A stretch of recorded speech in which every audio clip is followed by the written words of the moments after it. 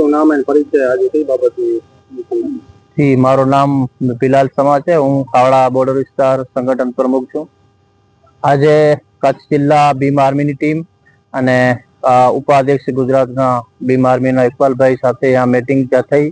Khavda CSC વિશે જે આપણે જોયો તો 10 દિવસ પહેલા જે વિઝિટ કરી હતી ભીમ આર્મીની ટીમે, એના વિશે આજે જે 24 તારીખે આપણે આવેદન પત્રનું જે કાર્યક્રમ રાખેલો છે એના વિશે ચર્ચા થઈ અને અમે અહીંયાથી બની પચ્છમ ને પબ્લિકને આહવાન કરીએ છીએ કે તમે મોટી સંખ્યામાં આ મુદ્દા પર આવો અને આપણે કલેક્ટર સાહેબને રજૂઆત કરીએ અને જે પણ આગળની જે પ્રોસેસ ભીમ આર્મી ટીમ નક્કી કરશે 15 દિવસનું અલ્ટિમેટમ આપી ધરનાનું કહે કે આપણે છેક સુધી આ લડતને લઈ જઈએ અને આપણું સૌથી પહેલા ફરજ બને છે કે આપણે આ ટીમને સાથ સહકાર આપી અને આપણે આ જે મેન મુદ્દાઓ છે સીએસસીના કે પીએસસીના એ આપણે કેવી રીતે હલ થાય.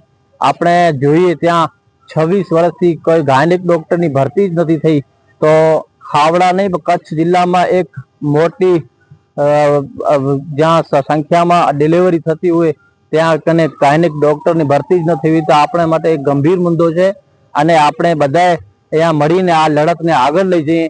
ભીમ આર્મીની ખરેખર આપણે આભારી છીએ કે આ લડતને આપણા સાથે રહીને આપણે આ કામ આગળ વધાવશું, પણ આપણું સૌથી પહેલા ફરજ બને છે કે આ સરકારને જે આપણે આ મુદ્દા આગળ લઈ માટે જે જગાવશું તો જ આ મુદ્દા હલ થશે. આપણે જોઈએ કે અદાણીના મોટા મોટા પ્રોજેક્ટ ત્યાં ચાલુ છે, ત્યાં કને એક પબ્લિક કેટલી આવે છે સીએસસીમાં. આપણે રોજની ઓપીડી જોઈએ તો સંખ્યા આપણે કહી ન શકીએ, ખરેખર એટલી ઓપીડી થાય છે. ત્યાં કને એક જ માત્ર ડોક્ટર હોય મેડિકલનું, તો આ ખરેખર આપણા માટે એક શરમજનક વાત છે.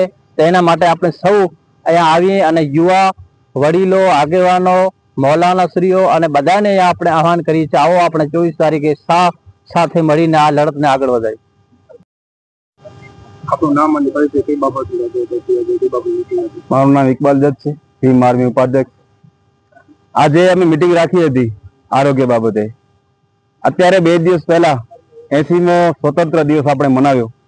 સ્વતંત્ર દિવસ આપણે મનાવી લીધો, પણ સ્વતંત્ર થયા બાદ 80 વર્ષ બાદ આજે આરોગ્યની જે કથળેલી પરિસ્થિતિ છે એના માટે ખાસ ચર્ચા કરવામાં આવી છે કે શું આ પરિસ્થિતિએ લોકો જે બે હાલ થઈ રહ્યા છે, જે ખાવડાની જે સીએસસી સેન્ટરની હાલત છે તમે જોઈ શકો છો.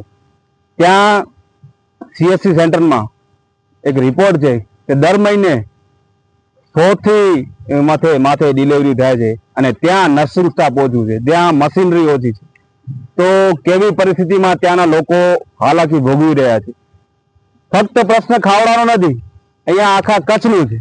પણ અત્યારે જ્યાં કચ્છમાં જ્યાં ખાવડામાં આપણે પરિસ્થિતિ જોઈએ તેના માટે એક મુખ્યત્વે એક મોટું મહારેલી સ્વરૂપે એક આયોજન કરવા જઈ રહ્યા છીએ. 24 તારીખે અમે કચ્છ કલેક્ટર અને આરોગ્ય શાખાને એક રજૂઆત કરવા જઈ રહ્યા છીએ કે આ જે પ્રશ્નો જે છે ત્યાંના મેડિકલ ઓફિસરે ખુદ આ લિસ્ટ આપ્યું છે, દર મહિને મહેકમ મોકલાવે છે. એનામાં મેડિકલ ઓફિસરે ખુદ લખીને આપ્યું છે કે અમારી પાસે નર્સિંગ સ્ટાફ નથી, એક્સરે મશીનના ટેકનિશિયન નથી, એક્સરે મશીન કામ નથી કર્યું. તો આ જે મુખ્ય જે મુદ્દાઓ છે એના ઉપર કેમ કામ નથી કરવામાં આવી રહ્યું, એના માટે આજે ખાસ મીટિંગ રાખવામાં આવી છે. અને અમે કચ્છના ન્યાયપ્રિય લોકોને અપીલ કરીએ છીએ અહીંયાથી કે તમે 24 તારીખના સોમવારના આરોગ્યના મુદ્દે આવો, આપણે સાથે મળી અને આ મુદ્દે મોટું એક રજૂઆત કરીએ અને આરોગ્યની બાબતે લડવાનો એક ધ્યેય નક્કી કરીએ. અને અત્યારે જેએનજી જાગી ગયો છે ભારતભરમાં, શિક્ષણના મુદ્દે કામ કરીએ છીએ, ત્યારે કચ્છના જેએનજીઓ ક્યારે જાગશે આરોગ્યના મુદ્દે? કારણ કે ઘણા બધા પ્રશ્નો છે. તો હું અહીંયાથી અપીલ કરીએ છીએ ભીમ આર્મી તરફથી કે આ મુદ્દે તમારા પણ તાલુકામાં જ્યાં પણ પીએસસી સીએસસી સેન્ટર હોય ત્યાં કોઈ પણ લગતા એવું તમારી મશીનરી ખૂટતી હોય, નર્સિંગ સ્ટાફ ન હોય તો અમારી સાથે જોડાઓ, સાથે મળી અને આરોગ્યના મુદ્દાને લડીએ. મળીએ છીએ 24 તારીખના સોમવારના કચ્છ કલેક્ટર કચેરીએ.